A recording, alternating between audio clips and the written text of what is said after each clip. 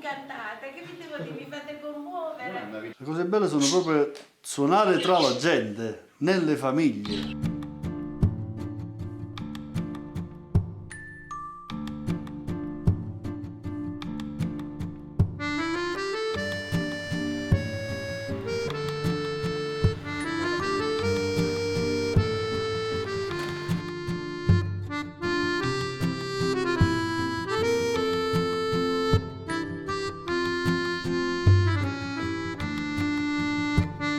Di questi tempi parlare di zampognari potrebbe sembrare anacronistico, ma in realtà nel sud Italia quella degli zampognari è ancora una tradizione viva e vegeta, sia dal punto di vista musicale che da quello della costruzione degli strumenti legati alla loro cultura. Il nostro viaggio parte non a caso da un paese in provincia di Salerno, Caggiano, situato tra Basilicata e Campania.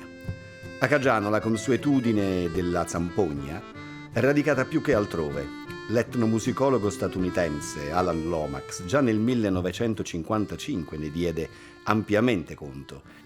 Oggi siamo nel luogo simbolo, perché questo è stato titolato, ovviamente, le immagini lo testimoniano, quindi alla storia della nostra cultura popolare che insomma, le zampogne hanno accompagnato per secoli, quindi tutti i momenti di una vita collettiva, dai matrimoni alle feste religiose e tutto.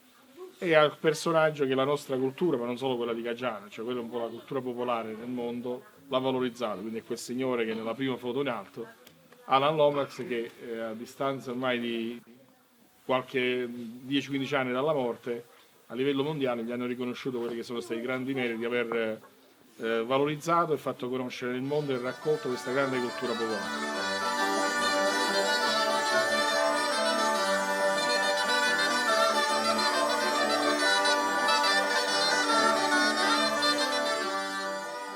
Ho analizzato alcune registrazioni conservate negli archivi di Santa Cecilia, registrazioni che riguardano il mio paese, Palomonte. In quell'occasione ho scoperto una serie di altre ricerche importantissime effettuate in Campania e soprattutto nel Salernitano. La più importante sicuramente è quella che nel 1955 effettuò Alan Lomax qui a Caggiano, che è stata una ricerca importantissima per una serie di motivazioni, sia perché appunto Alan Lomax può essere considerato in un certo senso il padre dell'etnomusicologia contemporanea, ma anche perché le registrazioni effettuate in quell'occasione girarono tutto il mondo, tanto che la novena natalizia, per fare un esempio, registrata a Caggiano, è uno dei brani, secondo Lomax, più belli del Natale. La cosa che ci ha colpito, diciamo, quando siamo venuti a conoscere sia il numero di registrazioni impressionanti, si parlano più di 20 registrazioni, e poi la valorizzazione che ne aveva fatto Alan Lomax. Quindi aveva prodotto dei CD con la Columbia, quindi con una delle maggiori case editrici, e in particolare aveva valorizzato oltremodo la pastorale, l'unico pezzo italiano che era stato inserito in una collezione internazionale. E poi abbiamo saputo, perché non c'era stato mai comunicato, che questo pezzo, quindi questa pastorale, in seguito a una convenzione dell'ONU sulla tutela e la valorizzazione dei cosiddetti dei canti primitivi, della musica primitiva, era stata censita ed era entrata anche con decreto del Ministero dei Beni Culturali tra il patrimonio dell'umanità, insomma. Quindi questo è quello che... E tutto questo lo dobbiamo ad Alan Lomax, ma noi come piccola comunità, ma Alan Lomax credo che sia da ritenere, ma non lo dico io, è quello che si apprende, ne hanno parlato di lui Brianino, Bob Dylan e così via, come uno dei grandi della cultura popolare del Novecento. Del passaggio di Alan Lomax a Caggiano non c'è memoria tra i suoi abitanti. Per fortuna testimoniano la sua presenza e il suo lavoro le foto che lo stesso Lomax scattò agli zampognari di allora.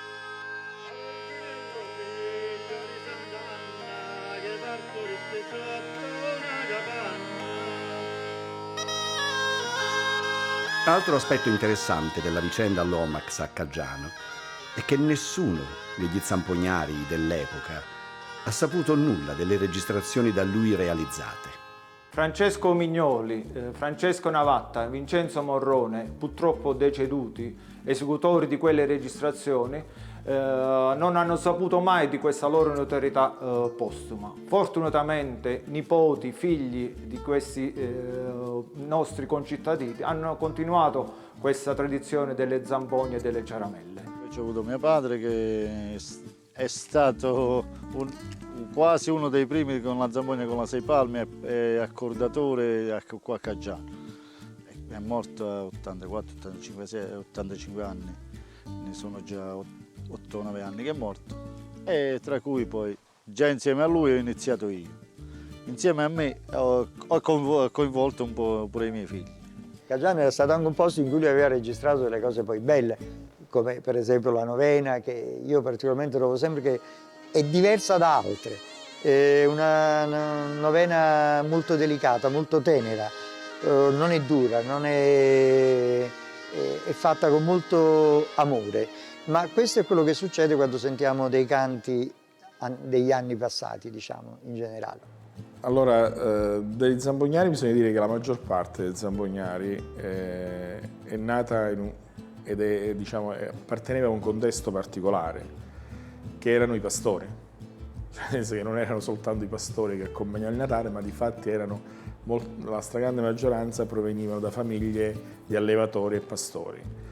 Ovviamente avevano tutto il tempo per cimentarsi con questi strumenti, perché il pastore segue il gregge, quindi di tempo ne ha.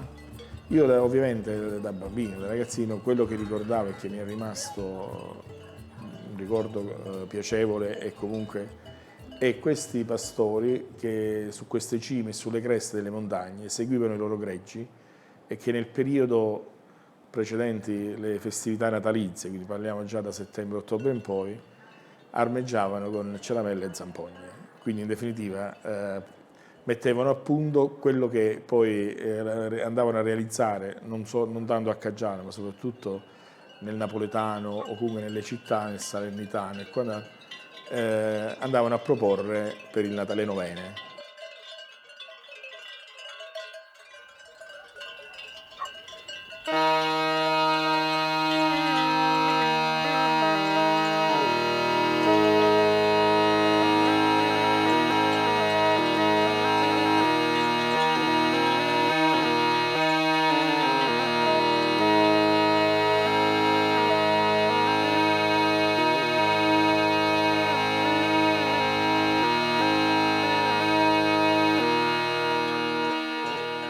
In realtà oggi sopravvive questa tradizione e soprattutto questo patrimonio è ancora vitale, tra cui la stessa costruzione delle zampogne, perché in realtà per tante famiglie di Caggiano, anche per soprattutto questi pastori o comunque agricoltori, il reddito più importante non era quello che veniva dalla loro attività di allevatore, ma era proprio quello che proveniva dalla novena natalizia.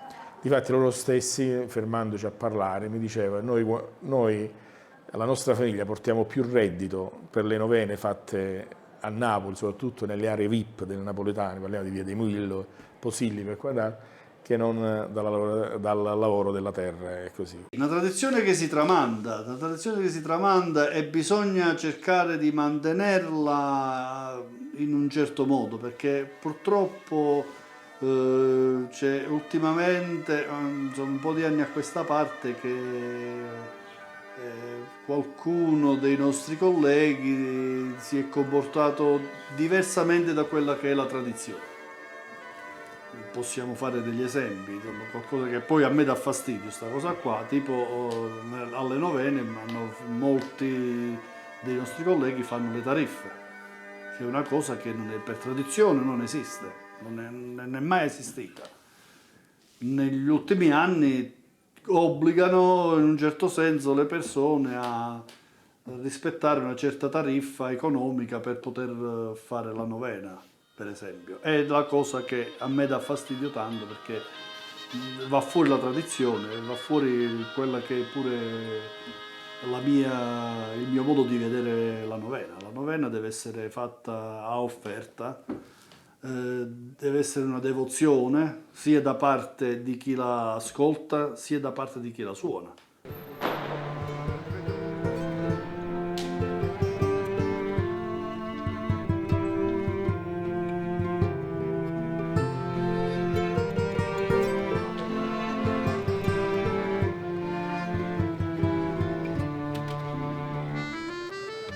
9 giorni andiamo nelle case, nelle stesse case, ogni giorno facciamo lo stesso giro, cercando di rispettare gli orari. Quindi loro già ci aspettano a quell'orario là, grosso modo, e quindi già sanno che siamo noi. Può capitare che quando non facciamo la novena, entriamo in qualche condominio dove non ci aspettano, però la parola zampognari è diventata ormai una parola d'ordine per far aprire le porte. Zampognari!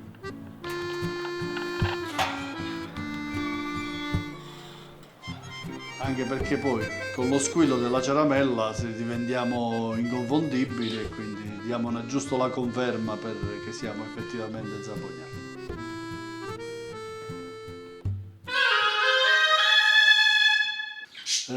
C'è un'accoglienza indescrivibile, cioè cose che posso fare esempi, però non posso definirla perché non c'è come definirla, secondo me. Posso fare alcuni esempi, non so se entro in una casa che stanno lavando a terra, giusto per dirne una, non si fanno problemi, ti fanno passare, quando guai a casa, passare in una stanza dove c'è stato appena lavato. Non sia mai. Là invece non ci sono assolutamente problemi. Ma signore, mi è bagnato, non fa niente, io ci passo un'altra volta.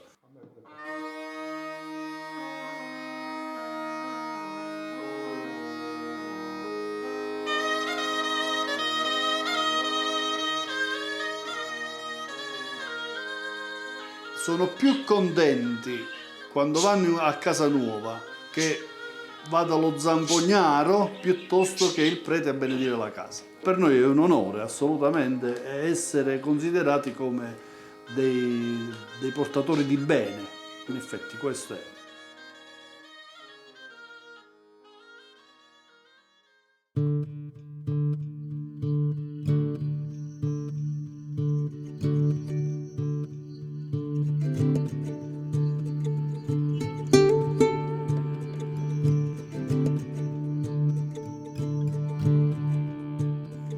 Allora mi gratifica moltissimo vedere l'emozione delle persone quando suoniamo, eseguiamo le novene nelle case, soprattutto gli anziani che cantano insieme a te la nostra pastorale.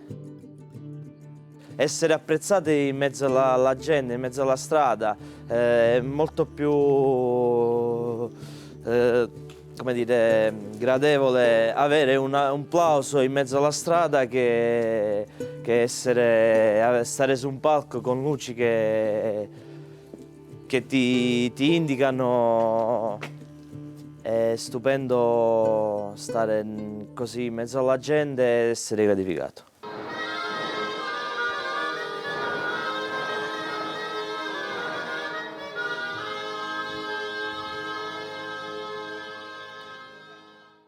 Io per le persone in luogo sono lo zampognaro, sì, praticamente anche perché giustamente andando a suonare da solo, praticamente sono oramai un simbolo di queste zone e di queste persone.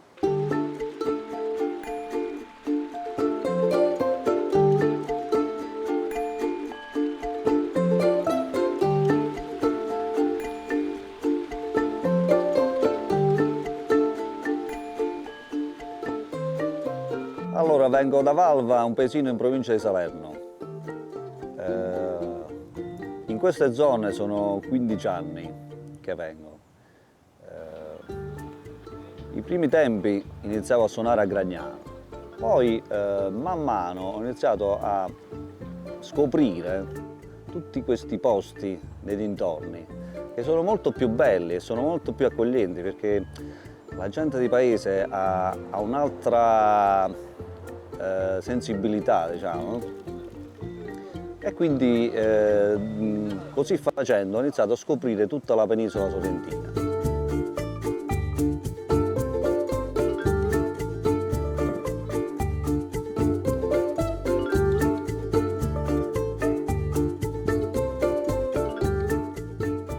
Allora, nei mesi in cui non suono mi manca tantissimo suonare, perché uno perché non suono più così spesso questo strumento e due perché ti manca il rapporto che tu hai con le persone. E poi ovviamente ti manca anche questo luogo, perché è un luogo molto affascinante, che spazia tra la montagna, il mare, la natura, le case, i borghi. Infatti il mio giro praticamente si svolge quasi tutto a piedi. Io giro per le campagne, giro sotto la pioggia, sotto il vento, è questo praticamente che sì, mi manca anche di questa tradizione praticamente.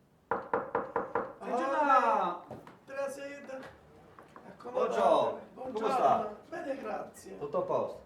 Come sono accolto nelle famiglie? Oggigiorno sono accolto bene da quelle famiglie con cui negli anni ho instaurato un rapporto confidenziale.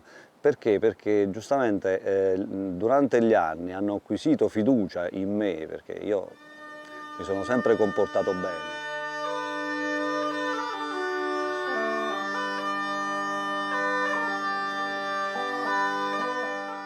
Allora, il ricordo più bello è sicuramente legato ai primi tempi in cui venivo in queste zone, perché appena iniziai a venire, io mi ricordo che nei borghi, in queste zone più limitrofe, praticamente i bambini che giocavano per le strade o per le piazze si riunivano intorno a te e ti invitavano a seguirli, a suonare. Andiamo a suonare da questa signora, andiamo a suonare da quest'altra, ti portavano fino davanti alle porte.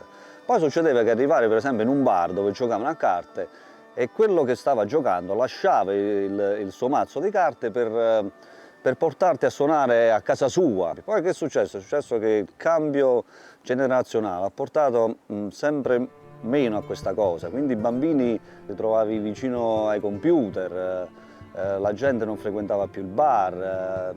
Questa relazione virtuale ha fatto venire meno questa tradizione, che secondo me col tempo andrà a scomparire. Esistiamo, resistiamo ed esisteremo sempre, perché la zampogna è uno strumento di pace. Se ci sono persone a cui non piace, questa tradizione piace a tutti, dando un numero direi al 90%.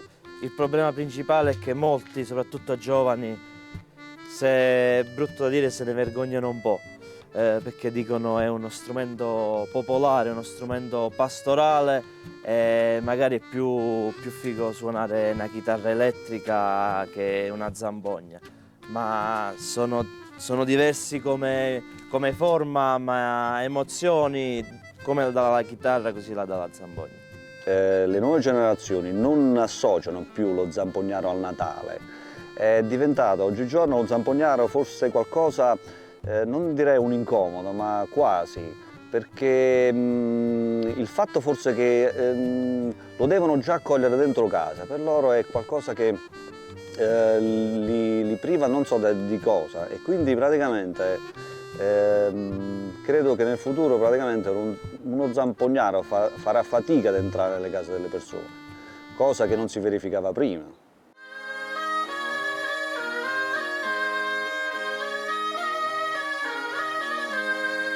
Questa musica qua ci unisce proprio, ma veramente.